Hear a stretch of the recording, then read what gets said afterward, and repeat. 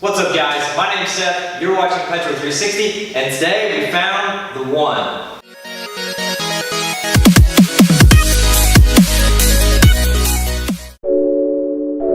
What's up guys, welcome back to the channel. First off, my apologies for not uploading content. It's not that I haven't been shooting it, I've just got a couple projects I'm trying to finish up, and I'm going to release a whole bunch of videos at once. I think I've already got 5 videos uploaded to YouTube, just haven't released them yet. But that is not the topic for today. Today we are looking at this. This is the new motor for the F100. Now, why is this motor any different than the first 2 motors that we picked up? Well, for first off, and the biggest thing is displacement. This is a 351 Windsor. My first 2 motors were 302s. The first one we picked up, my grandpa had bought, quick refresher, he bought a whole car. We were going to swap motor and trans into the car, or into the truck, so that he could get it back on the road and driving. That ended up falling through. I moved away, project sat idle. He decided that he wasn't going to be able to do it, so he offered the truck to me, and I bought it from him. That's where we started off.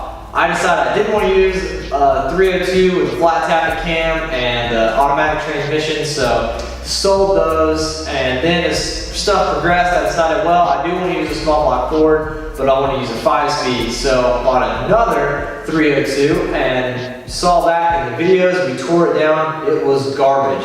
I was able to sell that motor and transmission that came with it. I ended up making my money back. I think I made like $10 off of it. But that leads us to today. It took me a whole year to find a replacement motor. So what is this motor? So this is a Windsor 351 cubic inch. So it's extremely similar to the 302. Same basic design, it just has a taller deck height. You can tell by the spacing between the water pump and where the intake manifold is. It's much taller because there's more stroke, which gives us 351 cubic inches of displacement or thereabouts. So I decided to go with this because I already have a transmission that's going to fit this, and bigger is always better, right? So this motor was actually from my work. We pulled out this motor of a 93 Ford Bronco and put in a LS swap because customer wanted something newer. So this motor has about 360 to 380,000 miles on it. Ran well. The EFI system had started going bad on it. So I ended up bugging my boss for a little while, and he talked to the customer, and I got this for a really good deal. Came with the transmission. As you can see us loading it into the old truck we've got there. It came with a 5-speed automatic for four-wheel drive. Gonna sell that, don't really need it. It was just part of the package deal. I had to deal with it, so it's up for sale. Now, this motor came with all the trimmings, huge EFI intake, tons of emissions crap hanging off of it. I already went through and pulled all that stuff when I picked it up and brought it home and got it cleaned off so that I could pick it up and put it on the engine stand more or less. And we're not going to go back with EFI. This is going to be a carbureted build. We're going to try and keep it pretty simple so it's easy to work on, easy to get on the road.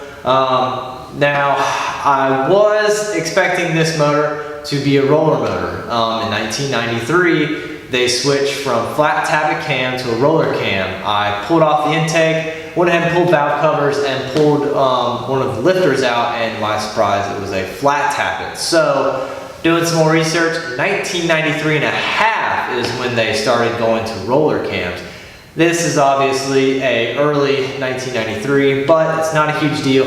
The lifter itself was super clean. It doesn't look like the cam's been changed, but you know, who knows?